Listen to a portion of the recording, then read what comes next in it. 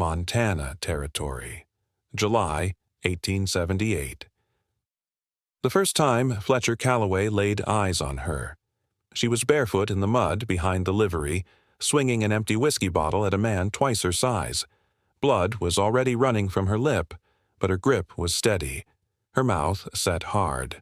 Fletcher did not know her name then, only that she had no quit in her, and that something in his chest pulled tight watching her fight like that. He stepped in before the man could raise his hand again. "That's enough," Fletcher said, voice flat and low. His revolver stayed holstered, but his hand rested near it. "You want to try someone your own size? You come swing at me." The man spat blood, cursed, and staggered off into the dark. She did not thank him, just dropped the bottle and looked at him like she was trying to decide if he was worse than the last one. "I don't need saving." "Didn't say you did," Fletcher said, "but I ain't the type to stand by while a man beats on a woman." She wiped her lip with the back of her hand, chin high. "You a lawman?" "No, just a cowboy passing through." He nodded toward the edge of the alley. "There's a doctor on Main Street. You should let him take a look at that split." "I've had worse." He believed her. She was maybe 23, 24, with a wild tangle of dark hair, bruises blooming on her jaw, and eyes that looked like they had not believed in kindness for years. She turned to go. "You got a name?" he asked. She hesitated. "Odessa Clay." Fletcher tipped his hat. "Fletcher Callaway." She disappeared into the dark like she had never been there. The next time he saw her, she was behind the saloon pulling a boy no older than 5 out from under a porch. The kid was dirty-faced and crying, clinging to her skirt. Another stood nearby, older, maybe 7, arms crossed tight, jaw set just like hers. "You two run off again?" Odessa asked, voice softer than before. The older boy nodded stubbornly. He was hungry. Odessa scooped the little one up and kissed the top of his head like it was the only thing in the world that made sense. Fletcher stayed back watching. "You following me?" she asked without looking up. "No," Fletcher said, "just staying at the boarding house next door." She turned. "Then these are my boys, Elijah and Everett." Fletcher nodded to them. "Nice to meet you." They did not answer. Odessa did not expect them to. "Where's their father?" he asked. "Gone." Her voice was still. "Ran off the first winter. Left me with 2 mouths to feed and nothing but a bedroll." Fletcher nodded once. "You managing?" "Not that it's your business, but I get by. I clean the saloon when they let me. Sometimes cook, sometimes worse." She looked at him then, tired and sharp. "That make you want to turn around and walk off?" "No." She narrowed her eyes. "Most men want a woman untouched. I ain't that. I never was. I got scars no one sees, and some they do. I got 2 sons and nothing to offer but what's left." Fletcher stepped closer, hands loose at his sides. "I do not want a virgin, Odessa. I want the woman everyone else tried to break and couldn't." Something in her face flinched like a door nearly closed opened a sliver, but she shook her head. "You do not know what you are saying." "Maybe not, but I know what I see." He left her then, because something told him she needed space more than anything. A week passed. Fletcher found work breaking horses for the livery, and every day he saw her scrubbing floors at the saloon, chasing Everett down the alley, holding Elijah close when his night screams woke the block. She never asked for help, never asked for anything. He brought apples the boys could split. Odessa never thanked him, just watched him like she was waiting for him to change. One evening, the saloon owner cornered her behind the kitchen. Fletcher heard her voice first, low, angry. "My shift ended an hour ago." "You think I give a damn?" the man growled. "You owe me rent on that room." "I paid you." "Not enough." The slap echoed. Fletcher came around the corner fast. Odessa was on the ground, blood on her cheek. The saloon owner stood over her, hand raised again. Fletcher grabbed his wrist midair. "Touch her again, and you will not raise that hand ever again." The man yanked back. She is nothing but a—" Fletcher hit him. One punch. The man dropped like a sack of flour. Odessa stared at him, breathing hard. "You cannot keep doing this," she said. "Yes, I can." She looked down. "You cannot save me." "I do not want to save you. I want to stand beside you." She looked up at him, eyes full of something that almost looked like hope. "Why?" "Because you survived what would have broke most people. Because you fight for your boys. Because I see you." She stepped closer, slow. Her bruised face tilted up toward his. "I am so tired of fighting alone. You do not have to anymore." When she leaned into him, he put his arms around her, careful like she might vanish. She did not. She just sank into him like it was the first time she had been held without demand or danger. That night, Fletcher set up a cot for Everett and rolled out a bedroll for himself beside Odessa's doorway. He did not touch her, did not try, just stayed close. By morning, she brought him coffee. She did not smile, but she stayed a little longer than she needed. "You are not like the others," she said. "I do not want to be." The boys came running out then, laughing for the first time he had heard. Odessa watched them, hand brushing Fletcher's arm. "I do not know how to be loved," she said. Fletcher looked at her. "You do not have to know. You just have to let it happen." And for the first time, she nodded. The grass around the creek behind the stable bent in the breeze, tall and gold from the dry July sun. Odessa stood knee-deep in it barefoot, her hem knotted above the ankle. She held Everett's jacket in one hand, turning it inside out where a seam had come undone. Fletcher stepped out of the barn, wiping dust from his hands. "You know, the blacksmith's wife has a needle steadier than yours. She'd mend that clean." Odessa didn't glance over. "I don't take favors I can't return." "Didn't say it was a favor. Said she's got a steadier hand." He leaned on the post nearby, watching her fingers work the thread into the fabric. "She'd be glad to teach you if you asked. I taught myself to stitch with a fish hook and sinew." She tied off the thread without looking up. "Teaching me now would be late. Elijah's shirt needs fixing, too." "You going to use a fish hook for that one?" She looked at him then, not unkind, just tired in a way that didn't show in her posture, but lived behind her eyes. "You always talk this much?" "Only when I'm thinking." "What are you thinking about?" "That it's been 4 days since I've seen you sleep longer than a few hours." She folded the jacket, set it aside. "You've been watching." "Not on purpose. When someone walks the floors every night, it makes a sound." She sat then, legs tucked under her in the grass. "Everett's been wetting the bed again. I wake before he does so I can clean it before he knows." "That's not your shame to carry. He's 6. "He doesn't know that yet." Fletcher sat at a distance. The sun hung low, soft behind the cottonwoods. "I had a brother who used to cry when the wind howled too loud. Wouldn't sleep unless I was up beside him." She glanced over. "Older or younger?" "Younger, by 3 years." "What happened to him?" "He died crossing the Cimarron River, got caught trying to save a mule." She didn't answer, but her hand brushed the edge of the grass, curling it around her fingers. Fletcher reached into his pocket. "Got something for Everett." He pulled out a small wooden horse, rough but balanced. Made it while waiting for the chestnut to calm down. She touched it, hesitant. "You make this?" "Used to carve when I was a boy. Kept the knife sharp." She turned the figure in her hand. "You know, you give him this, he's going to ask if it's real." "I'll tell him it is, only smaller." She set the horse in her lap. "You do this for every woman with children?"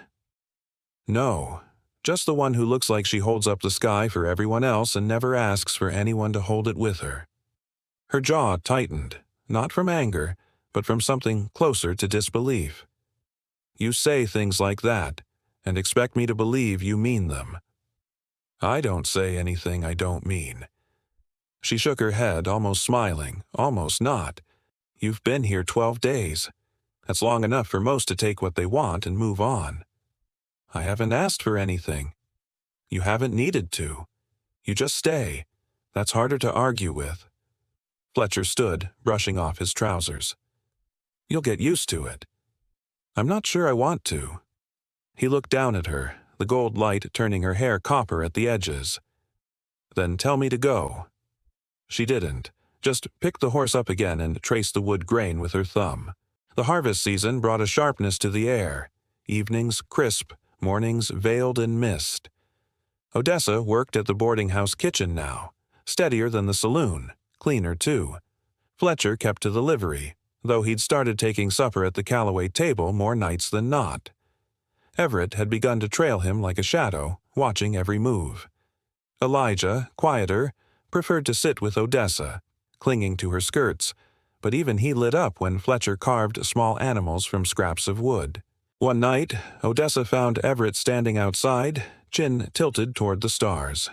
Fletcher leaned against the porch rail watching him. You ever ride out past the river? Fletcher asked. Not loud. Everett's voice was thin but sure. Mama says it's too far. She's right, it's far. But one day, when you're bigger, maybe I'll take you. Everett's eyes widened. On a real horse? Only way to do it. Odessa's voice cut from the doorway. You'll be careful what you promise, my boy. Fletcher turned. She stood framed in lamplight, arms crossed, eyes sharp. Wasn't making promises, Fletcher said. Just planting seeds. You plant them, he'll believe they'll grow. Fletcher stepped closer. Then I'll make sure they do. Her breath caught like she didn't know whether to trust him or run from him. You're dangerous, Fletcher Callaway, she whispered, not to you. The next week, trouble came. A man rode into Stillwater, tall, lean, eyes like a hawk. Odessa went pale the instant she saw him. Fletcher noticed. Who is he? Fletcher asked.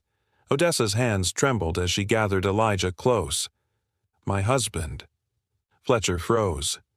You told me he was gone. I thought he was, Odessa whispered. 2 years without word. I thought the earth swallowed him. The man swung down, boots crunching dirt. Odessa, he drawled. Her body went rigid. Fletcher stepped closer, instinct bristling. You left, Odessa said. We buried you in our hearts. Looks like you moved on fine without me, the man sneered, eyes cutting toward Fletcher. Fletcher's jaw set. That your blood in those boys? Course it is, the man spat. They're mine, and so is she. Odessa shook her head. No, you lost that right when you left us starving in winter. The man reached for her arm. Fletcher caught his wrist midair. You don't touch her. The man's lip curled. Who the hell are you? Someone who won't let you hurt them again. The man yanked back, hand sliding toward his belt. Odessa stepped in front of Fletcher, voice breaking. Please, don't. Not here. Not now. Fletcher held still, but his eyes stayed locked. The man spat again. This ain't over. He stalked off toward the saloon. Odessa sagged, knees trembling. Fletcher steadied her with a hand at her elbow. You should have told me, he said softly. I thought he was gone, she whispered. God help me. I prayed he was. Fletcher pulled her close. He won't take you back. Not while I'm breathing. That night, Elijah woke crying. Odessa rocked him, humming low, but her hands shook. Fletcher stood in the doorway, shadow long in the lamplight. You don't have to carry this alone, he said. Her eyes lifted, wet but steady. If he stays, there'll be blood. Then there'll be blood, Fletcher said. But it won't be yours. Odessa pressed her cheek to Elijah's hair. Why would you risk yourself for me? Fletcher stepped in, crouched beside her. Because I love you. Because I love them. His hand brushed Elijah's back. Because you deserve peace. Her breath caught. You shouldn't say that. It's the truth. She reached for his hand then, lacing her fingers through his. For the first time, she didn't pull away. The days that followed were tight with fear. Odessa's husband, Wade, lingered at the saloon, watching, waiting. Fletcher stayed near, every sense sharpened. Everett asked questions Fletcher didn't answer. Elijah clung tighter. Odessa's face grew thinner, eyes shadowed. One evening, Wade cornered her near the well. Fletcher came up fast. "You think you can steal what's mine?" Wade snarled. "She ain't yours," Fletcher said. "You lay with her? You put your hands on her?" Odessa stepped between them, voice breaking. "Stop it." Wade shoved her aside. Fletcher hit him. The fight was fast, hard. Wade swung wild, rage burning, but Fletcher fought like a man who'd been in too many brawls to waste motion. When Wade went down, blood on his lip, Fletcher stood over him. "You come near her again. You won't get back up." Wade spat, staggered, cursed. Then he mounted his horse and rode out into the dark. Odessa stood shaking, arms around herself. Fletcher touched her shoulder. "It's over," he said, but she looked at him, eyes haunted. No, he'll come back. The next weeks proved her right. Wade returned with 2 men, drunk and mean. They stormed the boarding house, shouting. Everett screamed. Elijah clung to Odessa. Fletcher met them at the door. "You picked the wrong night," Fletcher said. The fight was brutal. Fists, boots, splintering wood. Fletcher took hits but gave back harder. Odessa pulled the boys under the table, shielding them with her body. When it was done, Wade lay broken in the dirt, his men scattered. Fletcher stood bleeding, breath ragged. Odessa crawled out, reached for him. "You're hurt." "Not enough to matter." "You can't keep saving me," she whispered. He looked at her, fierce and tender. "I'm not saving you. I'm standing with you." Her face crumpled. She threw her arms around him, holding on like she'd drown otherwise. After that night, Wade was gone for good. Word came weeks later he'd been found dead 2 towns over, cut down in a card game. Odessa said nothing, just held her boys closer. Fletcher stayed. Through autumn, through winter, through Elijah's fevers and Everett's stubborn streaks. Through nights Odessa cried quiet when she thought no one could hear, and slowly, brick by brick, she let Fletcher in. One spring morning, Fletcher saddled a horse and held the reins out to Everett. "She's yours now." Everett's mouth dropped open. "Mine? You take care of her. She'll carry you farther than you can dream." Everett grinned so wide it split his face. Odessa stood on the porch, hand at her mouth. "You didn't have to do that," she whispered when Everett rode off whooping. "I know," Fletcher said. "I wanted to." She looked at him long. "Every time you give them something, you give me something too." Fletcher stepped close. "Then let me give you the rest of my life." Her breath caught. "Marry me, Odessa." Tears filled her eyes. She shook her head, not in refusal but disbelief. "I ain't worthy of vows. You are worthy of everything." Her hands trembled as she reached for his. "If you mean it, if you truly mean it, then yes." Fletcher pulled her in, kissed her soft, reverent. The boys cheered from the yard. The wedding was small. Just the preacher, the blacksmith and his wife, a few townsfolk. Odessa wore a simple white dress borrowed and altered, her hair braided with wildflowers. Everett stood tall, Elijah clutching her skirt. Fletcher held her hands steady, eyes locked on hers. "I take you," he said, voice rough. "For all you are, for all you've been, for all you'll be. I ain't here to change you. I'm here to walk with you." Her voice shook, but she spoke clear. "I take you, Fletcher Callaway. I thought I was too broken, but you saw me whole. If you'll have me, with all my scars, I'll be yours." The preacher smiled. "By the power vested, I pronounce you man and wife." Fletcher kissed her, slow, sure. Odessa clung to him, tears bright on her cheeks. For the first time in years, she believed in forever. The Callaway homestead sat on 40 acres Fletcher bought with savings from years of cattle drives. A small cedar cabin, a barn, and land enough for grazing. When Odessa first stepped inside, her breath hitched. The place smelled of pine and hearth smoke, the walls solid, the floor swept. "It's not much," Fletcher said, shifting like he was nervous. Her hand slid along the wooden table, her boys running through the rooms. "It's more than I ever dreamed," she whispered. Everett poked his head out of the loft. "Mama, there's 2 beds up here." Elijah laughed, chasing him. Odessa's eyes filled. "You built this for us?" she asked. "For you," Fletcher said. "For all of you." She pressed a hand to her mouth. No one's ever done that." Fletcher stepped close, touched her cheek. "Get used to it." She leaned into his palm, eyes closing. "I don't know how. We'll learn together." Life on the homestead was hard, but it was theirs. Odessa rose before dawn to bake bread. Fletcher worked fence lines, Everett gathered eggs, Elijah fed chickens. Nights were filled with laughter by the fire, Fletcher carving while Odessa mended clothes. Everett read from a primer, stumbling, while Elijah dozed in Odessa's lap. One night, Odessa set her needle down, watching Fletcher with quiet wonder. "You know what I prayed for?" she asked. He looked up. "What?" "Just one night without fear. One night I could lay my head down and not wonder what waited when I woke." "You got that now?" She reached for his hand. "Every night with you."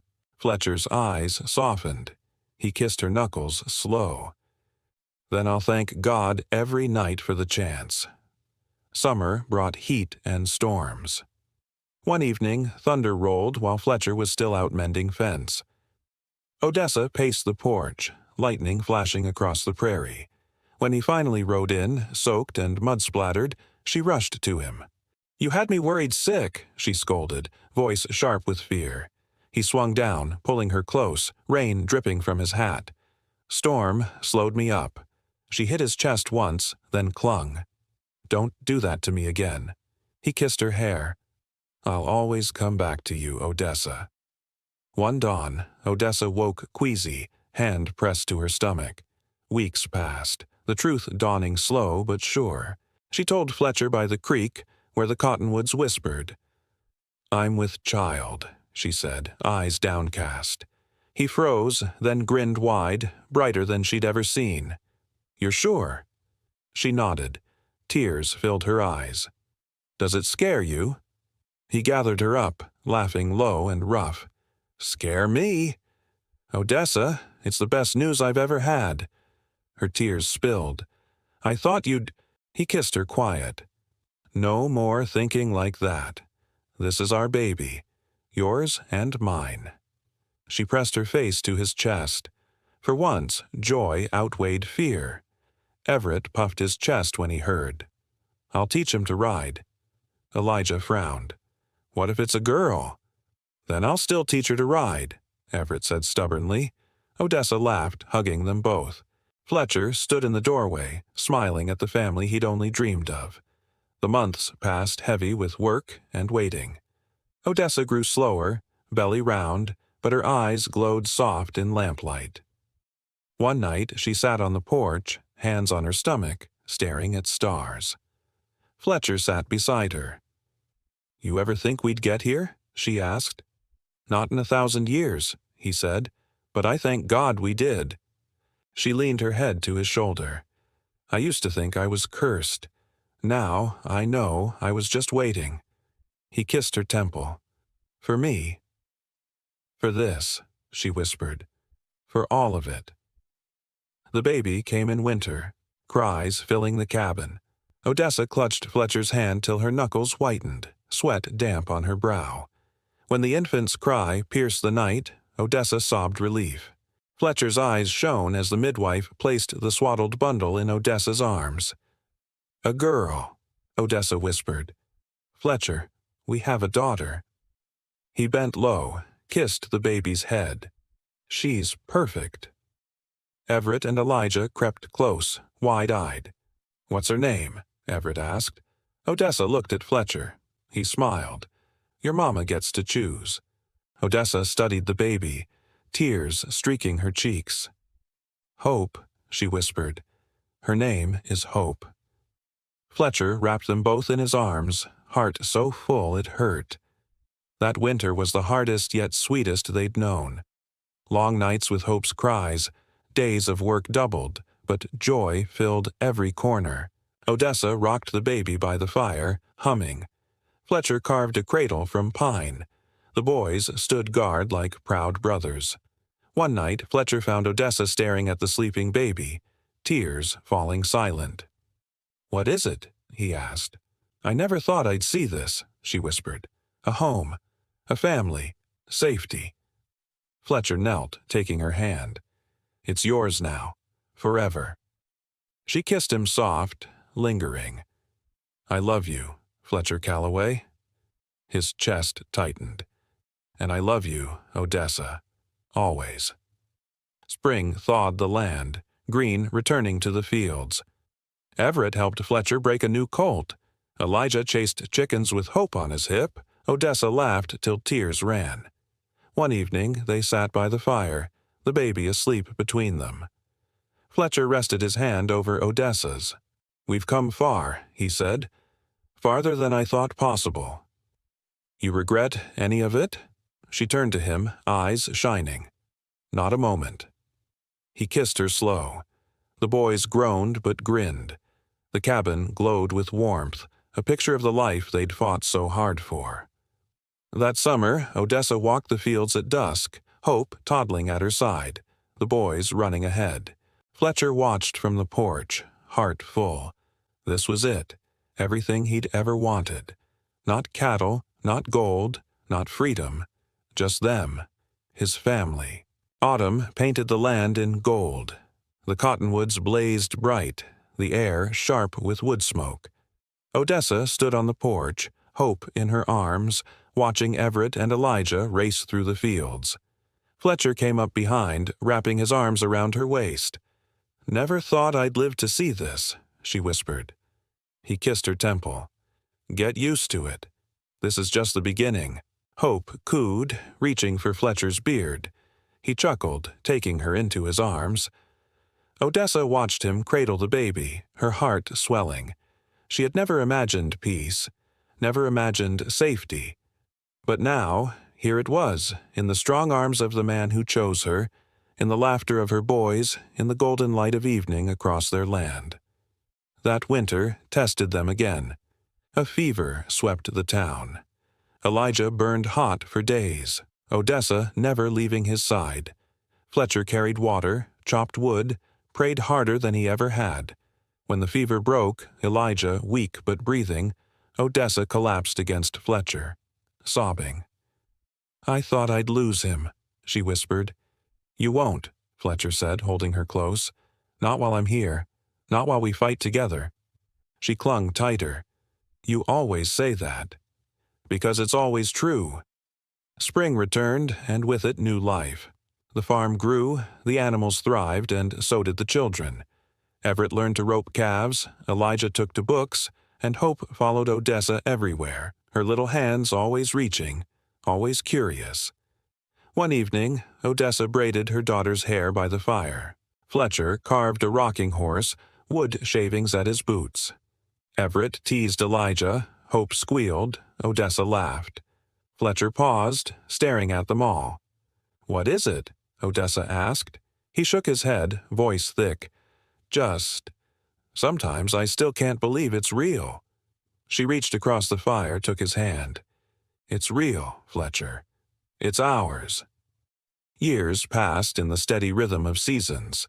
Storms came, harvests failed, winters bit hard, but through it all, the Callaways stood strong. Odessa bore the weight of it with grace, Fletcher with strength, the children with growing pride. They weren't rich, they weren't safe from hardship, but they were together, and that was enough. One twilight, Odessa sat with Fletcher on the porch, the prairie stretched endless before them. "You remember the night we met?" she asked softly. "How could I forget? You had a whiskey bottle in your hand and fire in your eyes." She laughed low, leaning against him. "And you didn't run." "Never wanted to." Her smile faded, voice tender. You saved me, Fletcher. He shook his head. No, Odessa. I just stood beside you while you saved yourself. She pressed her cheek to his shoulder, eyes damp. Either way, I thank God for you every day. He kissed her hair. And I'll thank him every day I draw breath. The sky burned orange and purple, their children's laughter echoing across the fields. Hope's voice rang clear, Everett's deeper now, Elijah's steady. Odessa and Fletcher sat in the glow, hand in hand, their hearts at peace. A family born of scars, built on survival, bound by love stronger than any storm. This was there forever. This was home. The end.